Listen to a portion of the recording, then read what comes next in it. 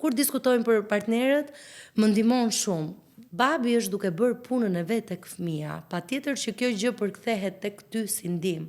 Por ai po bën pjesën e vet. Është e natyrshme, atë fëmijë keni bërë të dy bashkë, keni gjys për gjys.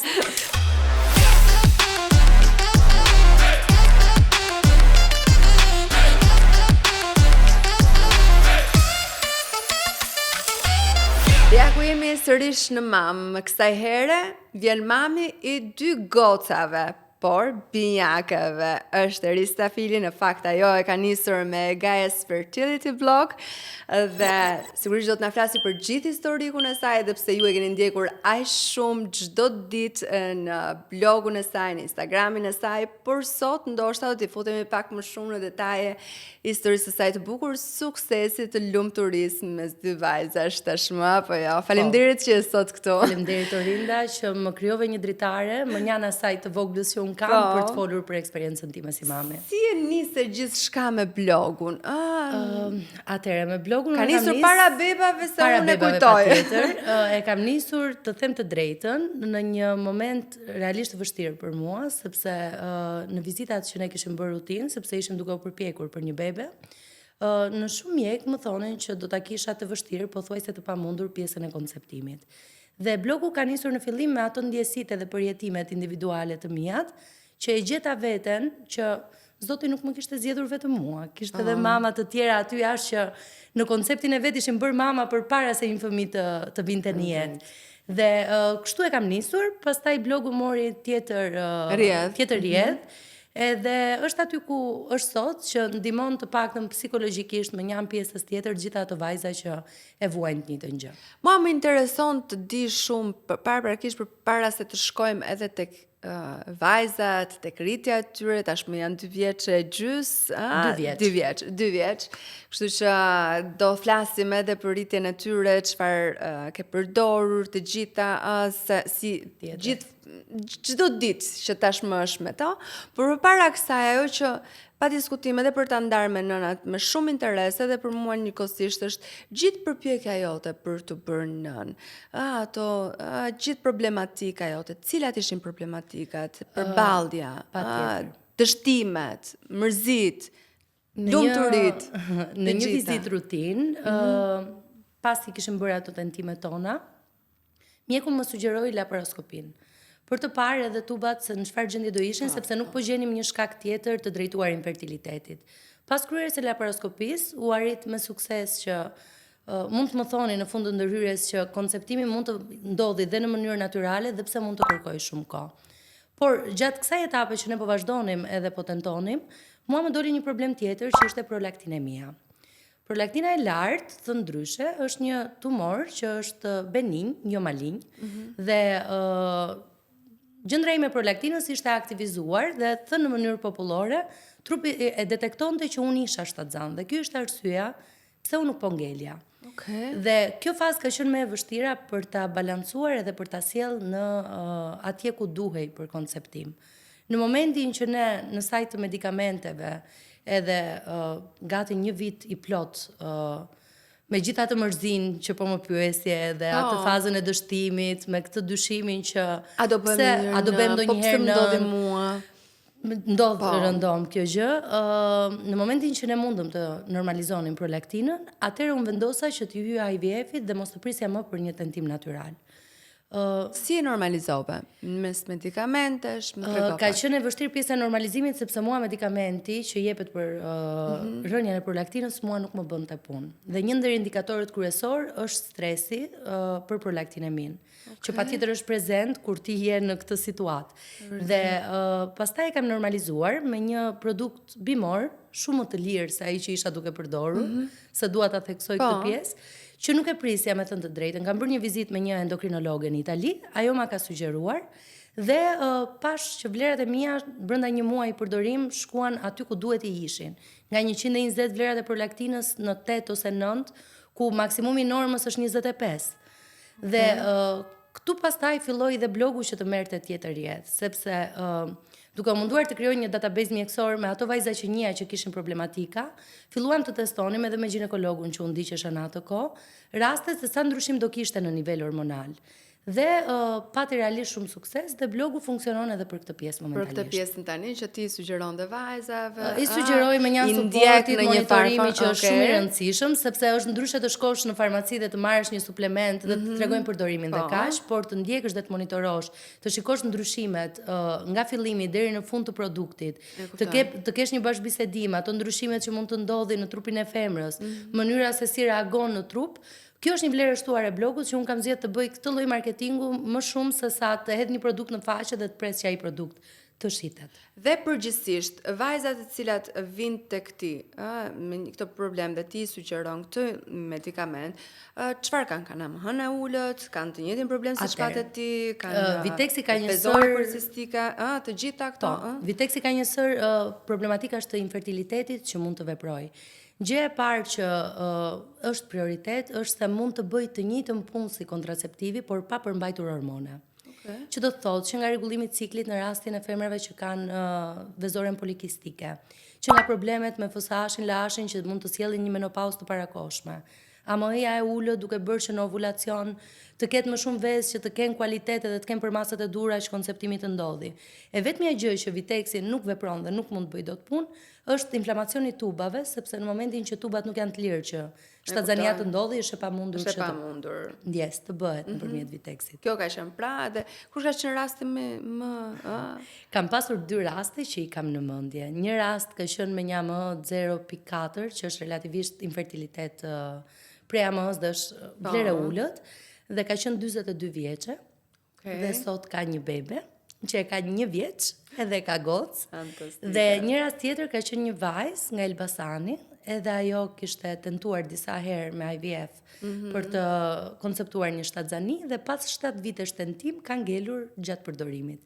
Por dua ta theksoj, Viteksi nuk është medikament që të lësh shtatzan, sepse shumica e vajzave kur më shkruajnë në inbox është si e jam interesuar për atë medikamentin që të lësh shtatzan. Kështu që patjetër ndihmon edhe në momentin që e rregullon trupin në nivel hormonal aty ku duhet, konceptimi ndodh gjatë asaj kohe. Po dua që ta heq këtë si tabu, ju lutem mos më shkruani më duke u adresuar në këtë mënyrë. E vërtet. Mirë, dhe pastaj kjo do të funksiononte me ty, por ndërkohë do të vijoje me një proces IVF-i.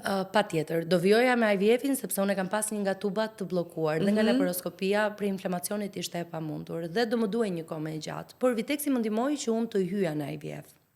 Në momentin e hyrjes në IVF, kam pasur riskun për të bërë një hiperstimulim.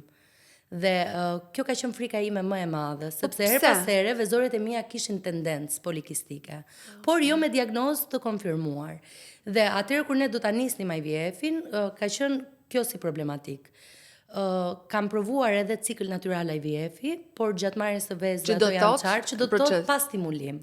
Pas stimulim ajo vetëm vezën tonë që prodhon, po që prodhon, ajo merret edhe ajo krijohet. Embrion.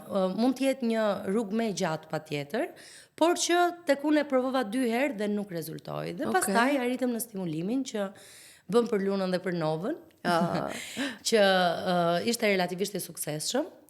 Patjetër për hir të faqes mua më duhet ta them që e kam kaluar shumë mirë, por jo vajza. Unë nuk e kam kaluar shumë mirë pjesën e stimulimit, sepse ka shumë ngarkesë hormonale, emocionale, edhe pesha e blogut, të duket sikur do zhgënjesh shumë njerëz rrotull teje. Dhe ti mbajte, le të themi, në kontakt ndjekësit e tu që unë po futem në këtë proces. Domethënë po të futesh tek blogu. Në atë proces. Po të futesh te blogu, çdo injektim që është bërë çdo ditë, unë e kam ndarë me vajzat. Edhe futje në pick-up dhe çfarë do lloj gjëje, sepse duke qenë vetë staf mjekësor, e kam pasur aksesin që unë ta përjetoj IVF-in me gjithë proceset e veta. I kam parë vajza duke u krijuar embrione.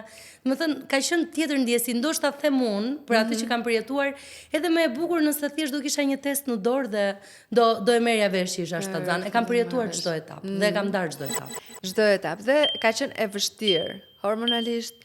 Nga të gjitha gjërat që ti bën, fizikisht, mirëmbajtja, çdo gjë e mundshme. Çdo gjë e mundshme deri në ditën e pick-upit. Dita e pick-upit pastaj ka qenë patjetër me emocione shumë të ngarkuara, por unë e kam manifestuar me një guzim që nuk e di ku e gjeja, po të më pyesësh tani nuk di të t'jap një përgjigje dhe gjatë gjithë kohës thoja, shiko se unë jam shtatzan.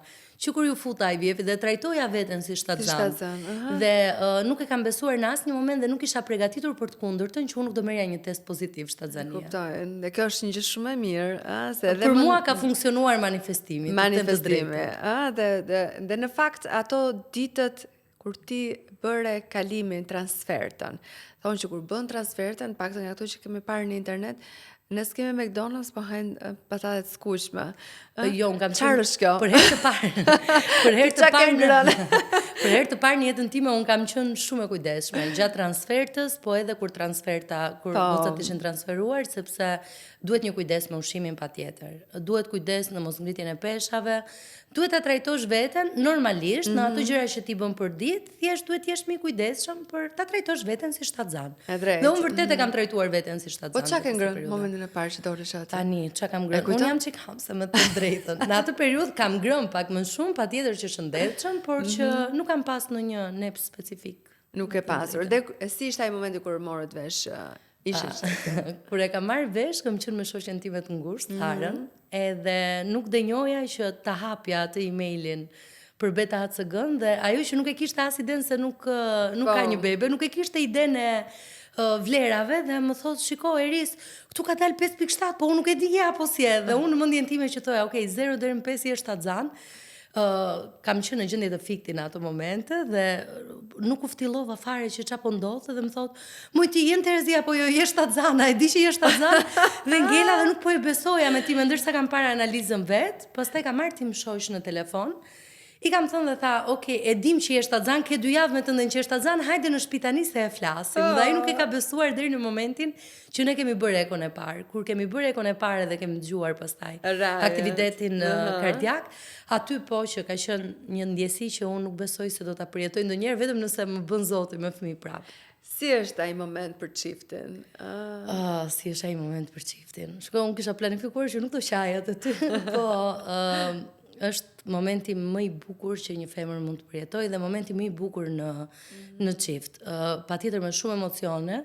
Ne kemi pas double, sepse dëgjuam aktivitetin kardiak të një bebi dhe në ato doktori, prit, se kemi dhe një vizitor tjetër, është dhe një, dhe kur kam dëgjuar 2, isha, o Zoti madh, lutem vetëm të jenë mirë dhe të jenë goca. Ka qenë ndjesja e parë. Ti ke dashur të gocat. I kam dashur gocat, i kam kërkuar gocat. Pse ke dëshirë për goca? Unë nuk kam motër vet. Doja ta kisha atë lidhje. Im shoq po ashtu nuk ka motër, ka vetëm një vlla, edhe doja 2 goca që të kishin njëra tjetrën. Plus është edhe kjo ideja e mamës së gocave, është e kot goca se prapa ato duan babin. Por vin një moment që gocat janë për nënën. Janë gjithmonë aty. Asnjëherë nuk ikin. Edhe rrugtimi i shtatzanisë ato 9 muaj kanë qenë të thjeshtë apo me ulje ngritje? Këtu fillon problemi. Nuk ka qenë i thjeshtë, në fillim kam pas të krijuar një hematom diku rreth javës së 7, që kam pasur nevojë për progesteron ekstra, edhe deri në javën e 10 që kemi dalë nga rreziku, aty kam pasur ato mendimet e mia intruzive që po mos të shkoj siç duhet, po tani çfarë do ndodhi, unë duhet bëj IVF nga fillimi sepse embrionet të ruajtura nuk ishin më, por që dash Zoti shkoi mirë. E kam shijuar deri në muajin e 5, atë pritjen e ëmbël. Dhe në muajin e 5 pata një tjetër komplikacion mjekësor që është preeklamsia, kam pas rrafje zemre shumë të larta dhe më është dashur që të monitorohem. Gjatë asaj periudhe kam pas prezencën e albuminës që pata përveç shtimit në peshë dhe shumë fryrje të ekstremiteteve, nuk mund të kryeja dot funksionet jetike vet, edhe i kam shtyr goca deri në ditën e parë të muajit të 9 me shumë mundim. Me shumë mundim. Ke vuajtur shumë deri në atë ditë. Kam vuajtur, të them drejtën, domethënë gjunaf të gënjej.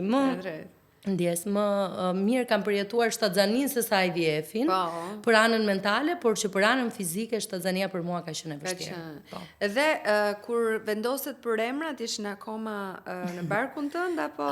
Emrat ne kemi vendosur, Luna është vendosur që në ditën e transfertës, sepse kur unë nisa të mjekimin për transfertën, Hëna sa po kishte filluar dhe kur është bërë transferimi ka qenë hënë plot. Dhe unë thoja po të bëj një gozë, doja vë emrin Luna. Ndërsa Novës i zhvendosur emri diku rreth muajit të 7. Okej. Sepse unë Novën nuk e kam djerë gjatë shtatzanisë, dhe kam djerë vetëm një shpërthim, tek herë, po shpërthim shumë të madh, të pozicionuar ndryshe nga ç'ishte Luna e pozicionuar sipër. Edhe, thash tim shoqi, kjo është super Nova dhe emri i saj është Nova, se është dhe ideja që binjaket duhet të kenë emra që ngjasojnë me njëra tjetrën. Dhe ato po t'i shohësh janë fiks një yll edhe një hën që ndriçojnë, se kanë realisht shumë Dhe janë ndryshe. Janë shumë ndryshe, nuk ngjajnë asnjë gjë. Janë ndryshe. Janë ndryshe. Ai momenti kur ato erdhën në jetë, e kujton shpesh apo do ta kujtoj deri ditën e fundit që do mbyll syt. Kanë qenë një miks emocionesh, me atë ftohtësinë që ti jep salla. Unë kisha qenë dhe herë tjetër në sallë brenda, por kur kam hyrë për gocat, kam hyrë duke qeshur, u bë dhe epidurali, çdo gjë ishte deri në atë moment. Thjesht janë ca reflektorë që duken sipër dhe unë si e zgjuar që jam, e pash veten time duke u çarë dhe pastaj thash Lore mos të shih më. Aty kam pas një ndjesi për humbje. Me thënë të drejtën Novën, kur ka qarë për herë të parë dhe kur më kanë sjell, kam qenë shumë e mpirë dhe nuk e mbaj mend. Ndërsa kur më kanë sjell Lunën, aty e kam kuptuar që jam bërë mami. Dhe kanë një foto dhe shumë të bukur të dyja duke u përqafuar në momentet e para që i kemi dokumentuar. Nuk e di, është të shmagji, nuk di të ta përshkruaj. I ke shijuar pastaj? Unë i kam shijuar vajzat. Bëra një shkëputje totale nga puna. E kisha ndarë me veten time këtë gjë dhe më herët dhe kam zgjedhur që patjetër të kisha ndihmë se me dy është e pamundur. Por që përpos ndihmës unë kam qenë aty për çdo gjë të mundshme në rritjen e tyre. Paksa shumë kontrolluese, shumë edhe pas sterilitetit edhe për hir të punës, gjëra që do t'i bëja ndryshe në një fëmijë tjetër, por kam qenë aty prezent. Çfarë bën?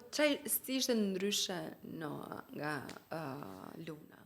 Nova nga Luna. Nova është një fëmijë që unë ende nuk ja kam dëgjuar të qarën. Nova është një energji diellore që na bën të gjithëve të qeshim dhe të gjithëve të qajmë, domethënë mban peshën e shtëpisë. Është ajo peshorja. Luna nga ana tjetër është fëmijë shumë i përqendruar, nuk hedh hapa pa u siguruar. Kur bën gabime, nëse Nova thot e bëri Luna, Luna thot un mami. Domethënë nuk i ikën përgjegjësisë. Janë të dyja, Luna është kripa dhe lezeti, ndërsa Nova është sheqeri. Janë të dyja pjesë të njëjtës gjë që unë nuk do mund t'i ndaja dot. Dhe kur i ke parë për herë të parë të dyja? Mi kanë sjell, unë kam kërkuar se gjëra ndryshe dhe kam insistuar edhe do t'i thoja edhe vajzave që më janë menaxhimit të fushës operatore t'i kërkonin këto gjëra, sepse është e drejta e tyre kur lindin. Unë kam kërkuar që vajzat mos të vaksinohen përpara se unë t'i vendos në gjë. Do të thënë bëhet vitamina K në fillim, por vaksinat nuk i kanë bërë pas 72 orëve. Kam insistuar me pjesën e gjirit shumë, edhe pse kam pas shumë vështirësi dhe kalova në mastit në fillim, sepse doja që t'i ushqeja me gjë, të paktën deri në një farë pike. Gjë që e arrita më shumë mund, por që nuk është fundi botës, edhe nëse një nën ka ato problematikat e veta për gjirin, se sidomos nga cezariani, është qumshi nuk vin direkt, siç mund të vinë në lindje natyrale. Dhe ka ato dilemat, frikrat, jap shtesë, mos t'i jap. Bebit i mjafton kulloshtra, bebit i mjafton ajo sasi që nëna prodhon.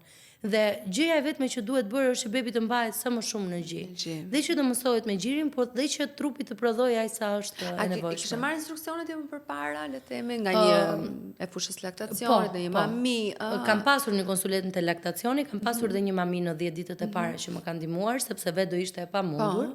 Se fëmia i parë nuk kam pasur dhe njohuri, dhe ka qenë gjëja më e mirë që kam bërë. E sugjeroj patjetër që nuk jam dorëzuar te pjesa e gjithënies. Dhe kur je kthyer në aktivitet me faqen, pastaj për t'i dhënë gjatë gjithë kohës. Para se t'hy janë sall, ditën që kam lindur, nuk i kam pas këto klishet që shiko, nuk e hedh bebin se do ta marrin në sysh, nuk e kam pas këtë gjë, nuk e besoj. Po ndërkohë nga familja ke pasur një lloj kështu ç'po bën Lori? Po sa të duash, akoma ende ndodh kjo gjë. Sidomos për faqen në fillim nuk kanë qenë dakord, se thoshin ka shumë njerëz aty jashtë që nuk mund të bëhen me fëmijë. Pse duhet të dalësh ti dhe ta flasësh me të madhe? Thoya po dikush duhet ta flasi dhe njerëzit duhet ta gjejnë veten diku. Po, në vërtetë. Patjetër që kam pas problematika nga familjarët për këtë gjë, Por u kaluan edhe unë prapë kam vazhduar me atë time, sepse më pëlqente të dija që kishte njerëz me përjetime të njëjta dhe më pëlqente të ndihmoja sadopak për sa kohë kisha kaluar vetë. Ka vetë eksperjenca jote, është shumë nëna përballashme, shumë histori, apo e has shumë infertilitetin? Të paktën në atë target që blogu ka, është shumë i shpesht. Nëse më herët mund të kenë qenë 1 në 8 veta, 8 çifte që kanë pësuar probleme me infertilitetin, tani vlerat kanë shkuar 3 ose 4 në 8, që është pothuajse gjysma dhe njerëzit janë të paprigatitur për këtë. Se në momentin që një femër krijon jetën e vet, e mendojnë veten që shiko, unë do tentoj në momentin e parë, dhe në momentin e parë unë do ngel shtatzan, dhe po nuk ngela këtë muaj, fillojnë ato mendimet që rëndohen. Por duhet hequr edhe pak kjo si pesh, sepse jo çdo femër mund ngel shtatzan në tentimin e parë. Më thënë, jashtë deri në 3 vite tentim, ty nuk të fusin IVF. Ndërkohë që këtu mund të vazhdoj femra të tentoj edhe 1 vit dhe pas 1 viti të nisi kontrollet. Jo direkt i drejtohen IVF-it, se nuk është aq i kollajt. Kjo është e vërtetë. Është zgjidhje, po jo aq i kollajt. Po aktualisht që flasim, duke qenë se vlerat janë shtuar, janë rritur sa i përket infertilitetit, doktorët sugjerojnë që vizitat jenë më përpara se para 3 vite. Para tentimeve, patjetër. Le të themi jo vetëm para tentime, por ti kur ke tentuar për 1 vit, atëherë sugjerohet që ti të drejtohesh tek një specialist i infertilitetit, sepse se ka një procedura që duhen ndjekur. Ti mund të kesh një problem hormonal, mund të kesh, është i nevojshëm testi i tubave i kalueshmërisë. Dhe nga ana tjetër, është edhe spermiograma që shumica e meshkujve shqiptarë nuk e kryejnë, se është ajo ideja që po çka kam unë shumë mirë jam unë. Më thënë, ju duket sikur i vendos të gjitha analizat ai jo. Ju duket sikur i vendos, edhe kjo nuk është e drejtë, po i duket sikur i vendos në një farë forme burërinë në diskutim. Po, në lojë, po. Like kalamanin do ta bëni të dy, patjetër duhen 2 veta që të bëhet ai fëmijë, duhen ndërgjegjësuar në këtë farë forme, sepse shumica e infertilitetit, të paktën që unë has në faqe është mashkullor. Mashkullore, e vërtetë. Është mashkullor, nga faktorët i jashtëm, nga diçka që mund të jetë gjenetike, por është mashkullor dhe kjo është faktike. Dhe sot që flasim diktohet edhe më tepër edhe nga gjithë mjekët që edhe kur flasim, kam pasur rast të flas me gjenetistë dhe me patjetër, domethënë femra vuan aq shumë dhe e mban atë peshën edhe të familjarëve dhe të çfarëdo lloj gjëje, edhe me fraza që ndonjëherë nuk janë fort të këndshme. Ti dëgjosh që unë i has për ditë, po për arsye etike është më e mirë mos i flasim. Nuk është një femër që e lë mashkullin pa fëmijë. Janë të dy që duhet të luftojnë për këtë gjë. Janë të dy bashkë, sepse mund të ketë edhe mos përputhje për shembull. Mund të ketë, bëhet kariotipi dhe shikohet që ka mos përputhje. Siç janë çiftet që mund të kenë ndonjëherë prej 10 vitesh bashkë dhe në një moment që janë ndarë dhe kanë parë jetën, të dy janë bërë me fëmijë. Me drejtë. Dhe duket që asnjëri nga të dy nuk ka qenë problemi. Janë shumë faktorë dhe duhet të lirohemi pak nga disa tabu që janë vendosur, sepse ngarkojnë femrën. Të gjitha këto tabu ngarkojnë femrën dhe kur mashkullin. Dhe gjatë le themi post lindjes tënde, si e ke pasur postpartum, post lindje? Ne në familje kemi një shprehje shumë të bukur. Erisi nuk ka kaluar postpartum, se ka kaluar prepartum. Dhe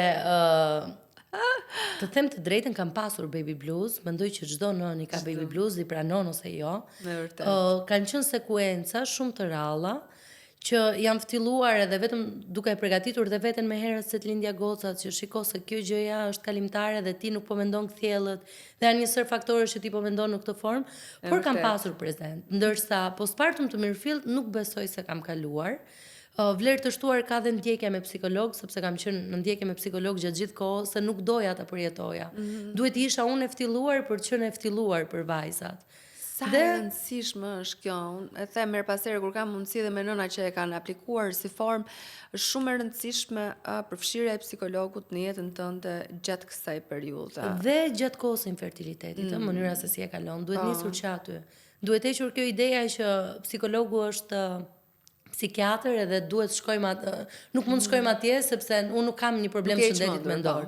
Shëndeti mendor është shumë i rëndësishëm, që në situatat anksioze që ti mund të kalosh, që në gjitha ato marrjet e frymës që të gjitha i kemi në momentin që nuk po konceptojmë dot, por dhe pas sepse të duhet që të fokusohesh te gjërat e mira që po ndodhin. Ne e kuptoj. Kështu që unë kam qenë ndërgjegjësuar për ta bërë këtë gjë edhe jam shumë e lumtur që tani që vajzat janë afro 2 vjeç e kam kaluar si fazë dhe por duhet shtuar edhe diçka tjetër, që për të qenë në mënyrë medicinale e drejtë, është edhe ndikimi i acidit folik në pjesën e postpartumit. Sepse jo të gjitha femrat mund ta përthithin acidin folik dhe nëse nuk është përthithur gjatë pjesës së shtatzanisë, ndikon gati 70% tek postpartumi.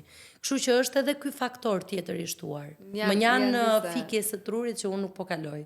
Postpartum janë një sër faktorësh. Dhe këto në fakt janë detaje që ti di dhe nga profesioni yt, po ndërkohë edhe nga kërkimet që ke bër për blogun. Dhe nga kërkimet për blogun, se patjetër që më duhet isha informuar për atë që duhet ju ofroja. Një trajnim që kam bërë një vit për pjesën e disbalancës hormonale, për të qenë më në brendësi të situatës. Nuk është se e kam lënë thjesht tek produkti atë gjë. Më është dashur që të vazhdoj të studioj për atë gjë për të ditur çfarë të ofroj. Kështu që them se ato që them, i them me siguri të plot edhe për anën mjekësore të tyre. Janë shumë të domosdoshme. Por unë nuk jam ginekologe, se se ngatrohesh në unë jam mjeke stomatologe në përditshmërinë time, por një kohë të konsiderueshme prej 2 vitesh, edhe kur uasa vet me infertilitetin e kam kaluar pranë një klinike ginekologjike, ku aty monitoroheshin edhe vajzat që ishin nga Gaja, kështu që duke qenë aty në brendësi, kam mësuar realisht shumë nga kjo gjë. Unë nuk di të bëj eko, por ta interpretoj ekon patjetër që pse vure Gaja emrin? Gaja e kam mendoja se doja vjen njërës nga gocave të paktën, a? Te ka thënë shumë? Ma kanë thënë shumë, por nuk e kam vendosur asnjëherë sepse të gjitha do më pyesnin kush është Gaja nga të dyja dhe nuk mund ta lija tjetrën në hije. Ja kam vendosur Gaja sepse Gaja është toka mëm në greqishten e lashtë, edhe është një vajzë e cila është shtatzan me planetin Tokë. Dhe duke qenë vetë jeta, vendosa që t'ja vendosja Gaja, sepse ishte gjëja që më lidhte më shumë me infertilitetin. Dhe ka qenë emër i qelluar dhe i vetëm kjo. Vetëm kjo, jo nuk ka pasur një indicio tjetër. A të thotë her pas here bashorti që po eksagjeron me këtë blogun. Pak fokus më shumë. E ka thënë më herët, por unë me blogun merrem pasi vajzat flejnë gjumë. Domethënë gjatë ditës unë jam e fokusuar në punën time. Patjetër derisa vajzat flejnë gjumë jam 100% për ato dhe pasi kur dedikoj dhe kohën bashkëshortit, unë atëherë merrem me blogun. Koha që unë merrem me blogun është 10:30 darkës deri në 12 para se të flej gjumë. Kështu që nuk kam hequr vëmendjen këtyre të tjerëve për blogun, por që ma thot patjetër. Ta përfshish bashkëshortin në të gjithë këtë. Ka nisur që përpara sigurisht sepse ju rrugtimin duhet ta nisnit me vendim të përbashkët, sepse për ndryshe e rrugtim nuk nis asnjëherë kur ka vetëm njërin palë, dakord. Kështu që si ka qenë vimësia me të? Fillimet, si çdo çiftëri, ne kemi qenë në dy punëra të punësuar dhe ajo ideja e IVF-it edhe kostove ka qenë një frikë shumë e madhe jona. Sepse mendonim, kur ne nuk mund t'ja dalim për të bërë IVF-in, si do ja dalim ne për të rritur një fëmijë, 2 fëmijë? Dhe kemi kaluar. Megjithatë IVF ka kosto të larta. Ka patjetër kosto të larta, sepse nuk e dinim që do heste që në transfertën e parë. Dhe më një kërkesës emocionale dhe të gjitha ne kemi njohur njëri tjetrin dhe shijuar njëri tjetrin në shumë etapa të jetës. Nisur që nga ato periudhë deri tani që po i shijojmë vajzat. Nuk ka qenë e thjeshtë, të them të drejtën. Më një faktit që Klajdi ka qenë shumë suportiv, por marrëdhënia deri diku ndryshon. Ty të duket sikur nuk jemi aftueshëm dhe sikur brenda vetes tënde po bën dikë tjetër të kaloj diçka që është në kurizin tënd po dhe të atij. Dhe ka qenë përjetim i imi, jo i transkriptuar te Klajdi. Përjetimi imi ka qenë i shoqëruar gjatë gjithë kohës deri në momentin që unë kam ngel shtatzan. Pastaj patjetër që marrëdhënia ndryshon kur vini jetë 2 fëmijë, por Klajdi ka qenë baba më i mirë që unë mund të zgjidhja për gocat. Edhe më njan suportit të një babi, dua ta theksoj se shumica e femrave e dëgjoj, edhe çka ka ngel shtatzan që flas tek blogu, që kur diskutojmë për partnerët, më ndihmon shumë. Babi është duke bërë punën e vet tek fëmia, patjetër që kjo gjë përkthehet tek ty si ndihmë. Por ai po bën pjesën e vet. Është e natyrshme, atë fëmijë keni bërë të dy bashkë, keni gjys për gjys. Por më tepër unë që kam pas 2 që nuk mund merresha me 2 dhe ka qenë suport shumë i madh. Domethënë nuk e mohoj dot. Ka qenë gjithkohës. Gjatë gjithë kohës. Ka qenë natyral në prindërimin e tij? Është më natyral. Si nëna, si babai varet si vjen. Është më natyral se unë. Domethënë i vjen ai instikti shumë i kollajt, ai ka larg gocat për herë të parë. Unë kisha frikë që ti merrja edhe ti jaja. Klajdi është një bab i lindur dhe është një bab gocash. Edhe pse ka dashur njërin ta kishte çun, po ta pyesësh tani të thotë jo jam shumë i lumtur, po do mund të bëjmë një çun për ty. Po unë jam enough, unë jam okay. Dhe ke menduar? E mendoj çdo ditë. E mendoj çdo ditë, por tani jam në një val pune që më është dashur shumë të rikthehem edhe më vjen keq edhe puna është bebi im i vogël që nuk e lej dot, por që unë e di që do ta bëj dhe një fëmijë tjetër. Po një jo më shumë. Dhe ja kemi lënë tentimit natyral, se tani çdo gjë është e normalizuar, kështu që kur të vi, mirë se të vi është i mirëpritur. Si gjë logjikisht. Dhe puna jote është sërish me fëmijët shpeshherë. Po. Është me fëmijët është një punë shumë emocionale, të them drejtën, që do shumë profesionalizëm për ta ndarë pjesën emocionale nga profesioni, sepse shumicën e kohës më janë klinikës. Unë punoj në një spital ku trajtohen fëmijët autik për pjesën e problematikave që mund të kenë dentare, edhe fëmijët që janë me sindrom dhe ka një ngarkesë shumë të madhe emocionale. Por thjesht nga kjo kam kuptuar që të vlerësoj më shumë këto gicmicet e vogla që gocat mund t'i kenë, t'i lë më njanë, të falenderoj Zotin që janë të shëndetshme, edhe kam kuptuar edhe se fëmia për nënën është fëmijë si do të jetë. Dhe ato nëna realisht janë heroina me gjithë ngarkesën, peshën e opinionit, çfarë do lloj gjëje tjetër.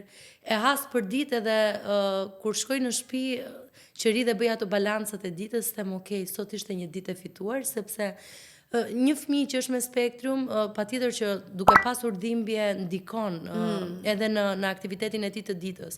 Dhe them, okay, ky bebi sot do flej gjumë. Edhe jam shumë e qetë nga kjo pjesë, edhe pse ngarkesa e punës patjetër që është e madhe.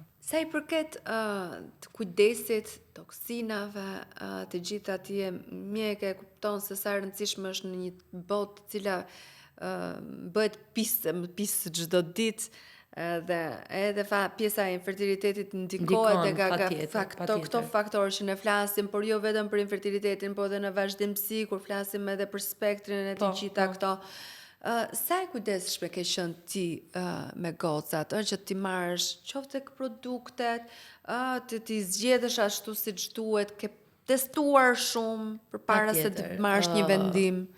Unë me vajzat kam pasur një kujdes të shtuar, jo vetëm për pjesën e spektrumit, po dhe në mënyrën e ushqyerjes, çfarë do lloj gjëje. Aktualisht jam duke i bërë një detoks të dyjave, edhe për pjesën e zorëve, por edhe për pjesën e shkarkimit të toksinave, se siç e the dhe vetë, ambienti ku jetojmë nuk është më i favorshëm i mundshëm. Jo, nuk është. Dhe mundohem që të jem e kujdesshme në monitorimet me analizat të tyre. Për më tepër para kryerjes së MMR si vaksinë që spekulohet dhe nuk e ndajmë dot sepse edhe mjekët vet janë 50-50 nëse shkakton ose jo autizmin. Dhe kam pasur atë fiksimin tim si mami, si çdo mamë që informacioni tani është nga të gjitha anët, që toja unë nuk do ta kryej këtë vaksinë pa u siguruar që çdo gjë do shkojë siç duhet. Pa pritur që vajzat të flisnin, të hesnin, të ndërvepronin, toksinat i kishin në nivelet e duhura. Dhe shumë vonë, të them drejtën, ja kam bërë vaksinën vajzave. E kuptoj. Por që kam zgjedhur një skem tjetër vaksinimi më njanë asaj të Shqipërisë. Kam bërë disa vaksina që janë të shtuara si meningitet. Meningitet e ke bërë, aktualisht po flitet shumë për këtë. Po, edhe bën edhe cën. E kam bërë diku të 16 muajsh të dyja dozat dhe si ka qenë? Kanë qenë të thjeshta, as temperaturë, as dhimbje, as një lloj gjëje, jo. Domethënë temperaturë 37,5 nuk mund të quhet temperaturë. Okej, për sa kohë i kaloi? Punë 2 ditësh. Por në vazhdimsi të vaksinave vajzat i kanë kaluar mirë përgjithsisht. Kështu që përgjithsisht i ke bler? I kam bler, i kam bërë privatisht. Nuk kam asnjë gjë se s'dua të krijoj dhe armiqin mes mjekëve për shtetin. Në fund fare edhe unë vet personalisht i kam bler. Për mënyrën se si sillen, por është kujdesi i shtuar i prindërit që kam zgjedhur të bëj vaksinat e blera. Për të qenë qetë qoftë edhe për sepse edhe te dozat e dozimit, se ishim njësoj në mendje, ka vaksina që bëhen 2 doza nëse janë të shtetit dhe 1 dozë kur janë privat. Kështu që edhe unë në këtë jam nisur më tepër për shkak edhe për çështjen e cilësisë, pastaj sepse qoftë edhe me mjekun që zgjedh që të vijosh. Dhe më pas sa i përket produkteve që i ke përdor veshjet për shembull, ke qenë e fiksuar apo ke thënë s'ka gjë, nuk ka. Kam qenë shumë e fiksuar gjë që do e bëj ndryshe në një fëmijë tjetër, sepse isha pambukur organik. Do të thënë një badi pambuk organik bën sa të blesh 10 badi në një brand normal. Nuk ju blija shumë në sasi, thjesht kisha atë idenë e cilësisë. Akoma vazhdoj dhe jam pas cilësisë. Shampo, kremra. Të dyja kanë qenë me lëkura topike. Dhe më është dashur që të jem shumë e kujdesshme për këtë gjë. Kam gjetur dhe këtu një linjë shumë të mirë, por sa herë lëviznim jashtë, hikja dhe merja çdo gjë të mundshme. Po, shkoja dhe i thoja, dua çdo gjë që lidhet me fëmijët. Nisur që nga takipirina, që nga çdo gjë tjetër. Po, je kështu mami, ë? Jam kështu mami. Po pse nuk e ke besim takipirina në Shqipëri, ë? No, nuk kam besim. Pse? Nuk e di. Na e trego dhe letë. Ta dim. Duke qenë brenda fushës. Po prandaj po them, na e trego dhe ne. Ka produkte të cilat vijnë për Shqipërinë, që nuk kanë të njëjtën cilësi siç mund të kenë nëse shkojnë për Italinë. Dhe ka qenë gjithmonë kjo pjesa që mua më ka stepur pak. Duke e parë edhe në medikamentet që ne përdorim në përditshmëri. Kush janë ato medikamente bazike që ti i merr gjithmonë kur shkon jashtë? Paracetamoli. Po? Që e marr gjithmonë kur shkoj jashtë, marr kremra që janë për lëkurën atopike të vajzave, kremrin e pelenave që nuk e kam ndruar kurrë nga momenti i parë, medikamentet për alergjin, afebrilin në rastin e ndonjë konvulsioni nga temperatura. Edhe atë e merr jashtë. Edhe atë e merr jashtë. Çdo gjë jashtë, unë nuk blej gjë këtu për vajzat. Përveç pampersit të thash edhe linjës të shampove që e kam gjetur. Afebrilin normalisht jepet pa recetë njësoj si paracetamoli apo ti? Ka raste që jepet edhe me recetë, por e mira është që vajzat i kanë pas në ndjekje edhe në Itali edhe për shkak të kësaj kemi qenë okay për pjesën e referimit. Për të marrë pjesën e recetës. Dhe analiza nuk i bëj këtu. Vërtet? Jo. Po pse? Po sepse si është kalibrimi një laboratori nuk është i një tjetri, nuk e di, brenda ditës një analizë mund të dalë ndryshe.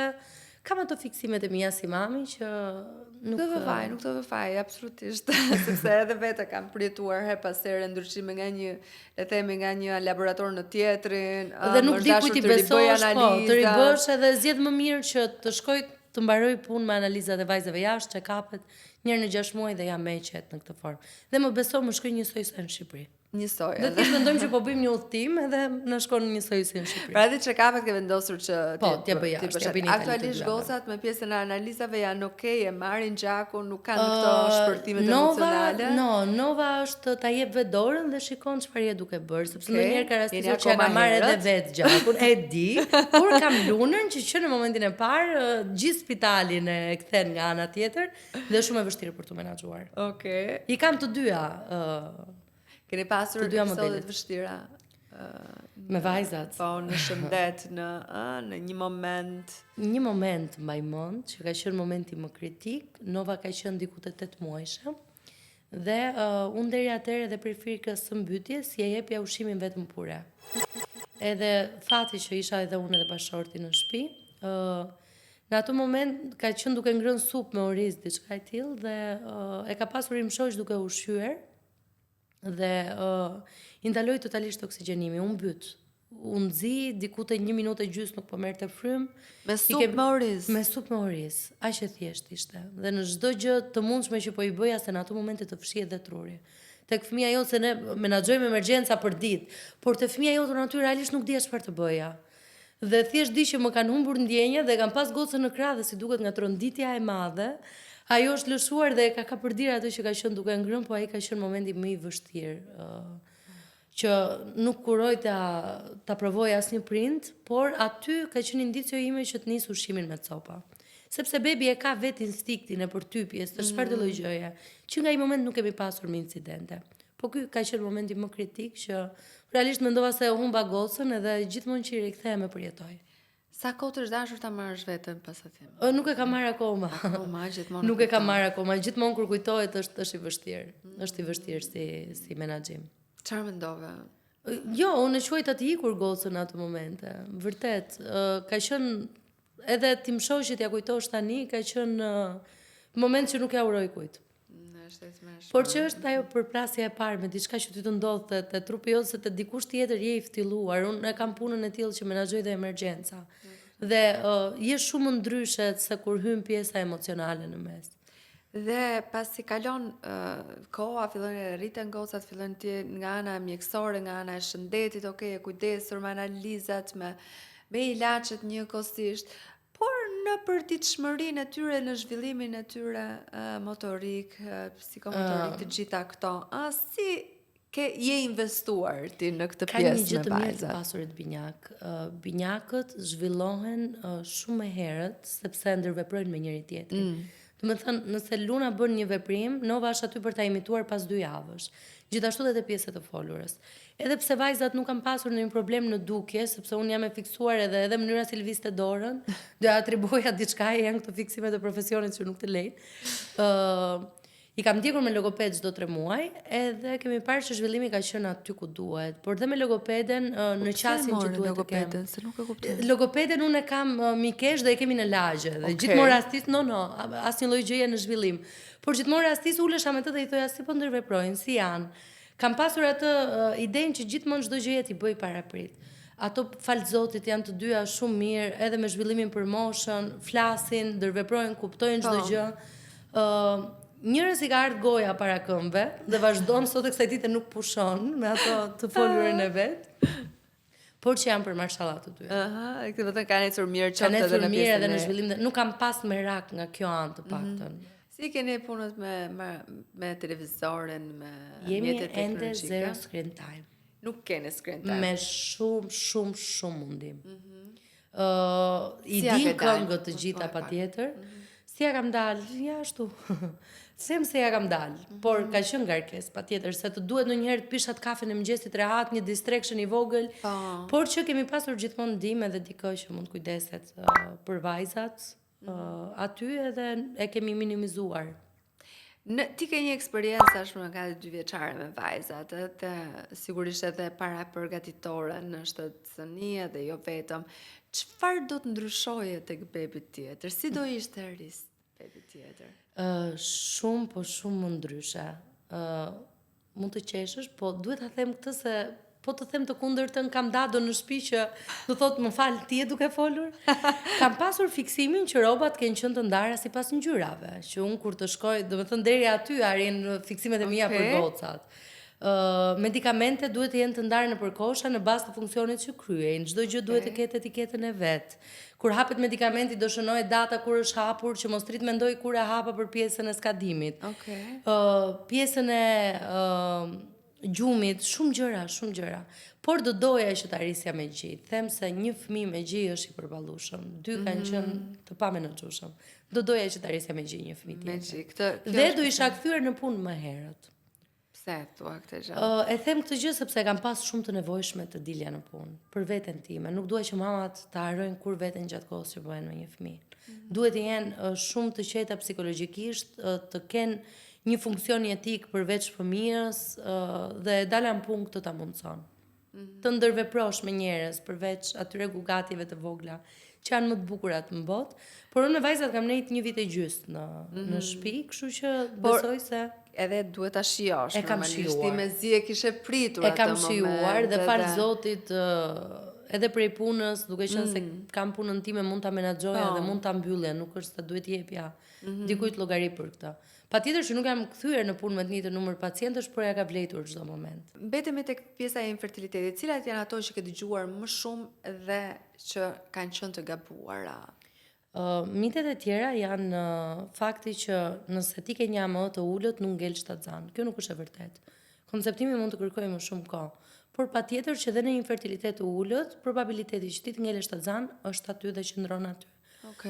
Tjetër mit është PCOS-ja, që shumica e vajzave i drejtohen IVF-it, sepse mendojnë se vezët nuk kanë kualitetin e duhur.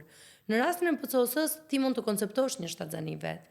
Domethënë, është ajo ideja që duhet i çojmë të gjithë drejt IVF-it, kur mund të ketë edhe zgjidhje të tjera që janë shumë të thjeshta. A ndodh kjo gjë rëndom aktualisht? Më besoj që ndodh rëndom. Ti përmendë tekstin, por një tjetër stimulant që shpesh e përmendin dhe përfshihet në receta qoftë edhe para IVF-it është klomidi. Klomidi, nëse doja përmendje ginekologu tim apo një tjetër, do të rrëmë të madhe, jo, në mënyrë absolute. Po të bësh scroll në blog, do e shohësh që unë më njam faktit që flas për Vitexin, flas edhe çfarë nuk duhet përdorur. Nuk qëndron problemi te klomidi vetë si klomid. Problemi qëndron te fakti që dikush që do të konceptojë një shtatzani, ja ka dhënë një mjeku në një cikël që e ka parë që gjitha gjërat kanë qenë okay. Vazhdojnë dhe e marrin pa monitorim.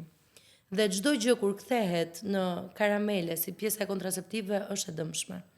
Por vajzat duhet të dinë shumë mirë që klomidin nuk duhet përdorur më shumë se 5 cikle gjatë gjithë jetës, sepse në të kundërt ka një gjatë gjithë jetës, po flasim jo gjatë vitit. Po.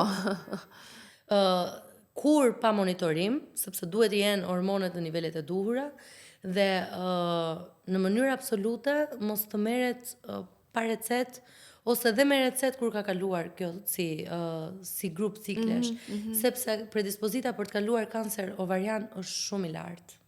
Dhe prandaj edhe ginekologu juaj ose dikuj tjetër në shumicën e rasteve nuk e përdor ose nuk e referon, sepse janë medikamente që janë përdorur në një moment tjetër kur nuk ishin dalë stimulantë të tjerë. Ke akoma ginekolog që e përdorin, por shkakton një rënje të AMH-s drastike të frikshme. Edhe rënje të AMH-s. Dhe rënje të AMH-s. Mund të jetë rënje që mund të jetë artificiale në një moment, mund të rikthehet deri diku, por kur atje ku ishte. Unë jam shumë kundër klomidit, vetë nuk do ta përdorja kur mbi trupin tim, sepse shumë literatura, nëse nga literatura po flasim të publikuara në PubMed ose në sajte që janë vërtet mjekësore dhe të lançuara me përgjegjësi, kështu që vajza mos merrni klomid të paktën jo në mënyrë të pamonitoruar. Sa e vështirë bëhet kjo pjesë që të ndash kur ne shikojmë një shembull pozitiv, por ndërkohë shohim një shembull suksesi si puna jote. Dhe ndërkohë mund të shikojmë edhe me klomid po të njëjtën gjë diku tjetër. Sa e vështirë është ta bësh të ndarje dhe si e sugjeron ti formën se si ta zgjedhin. Është shumë e vështirë ta bësh të balancim, sepse siç the ka dhe raste suksesi me klomid patjetër, sepse në fund ditës është stimulues. Por kjo ndarje bëhet vetëm në atë instiktin femëror që të gjitha e kanë. Dhe në bashkëpunim me ginekologun. Ginekologu që ti zgjedh i shkon për shtat asaj mënyre që ti do të zgjedhësh dhe të dy në konsensus vendosni për diçka. Kur vetëm. Kur mos shkoni të merrni vetëm klomidin ose të nisni një stimulim tjetër, në mënyrë absolute jo. Ja, kuptoj. Sepse shkakton më shumë dëme se sa dhe dëmet shifen pas 5 vitesh, pas 10 vitesh kur nuk janë më të kthyeshme. Çfarë do i thoje vajzave sot nga kjo dritare e vogël, nga kjo dhomë e vogël? Dy gjëra. Se kam dy target, duhet flas si mami, më duhet të flas edhe për vajzat që nuk kanë konceptuar ende një shtatzani. Ju lutem, duhet të duan veten. Edhe mos ta vendosin në kuadër të parë të bërit mami sepse do vi ai moment. Dhe është ajo perfect timing, është gut timing që do ndodhi në momentin e duhur. Dhe kur të vi do ta shijoni, po mos humni të tashmen duke menduar për të ardhmen. Dhe e dyta, dhe jo më pak e rëndësishme tani si mam, duke të falenderuar ty që më bëre pjesë të podcastit, mos i besoni askujt dhe asgjëje përveç instiktit të mëmësisë. Ti si nën di çdo gjë për fëmijën tënd dhe i ofron atij më të mirën. Është më rëndësishme. Faleminderit që ishe sot. Faleminderit ty. E vlerësoj shumë.